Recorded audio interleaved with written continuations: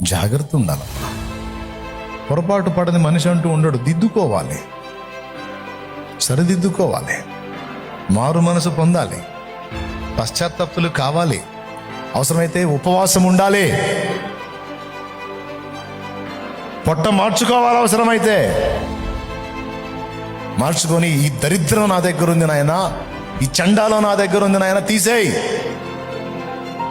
ఈ అపనమ్మకత్వం నా దగ్గర ఉంది, తీసేయి.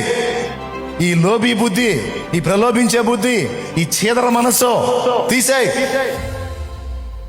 నీ ఆశీర్వాదం నా మీదికి రాకుండా శాపం నన్ను వెంటాడటానికి ఈ దరిద్రాలే కారణం. నాకొద్దు. నేను నీ ఆశీర్వాదాన్ని అనుభవించాలి, నీ దీవెనను అనుభవించాలి. దానికి అడ్డుబండలుగా ఉన్న దరిద్రాలు ఏవి ఉన్నాయో నా దగ్గర, నీ పాదాల దగ్గరికి వస్తున్నాను. నన్ను కడుగు, పరిశుద్ధపరచని రా. పొట్ట మార్చుకొని దేవుని ముందుకు వెళ్ళాం. మారు మనసు పొంది దిద్దుకో.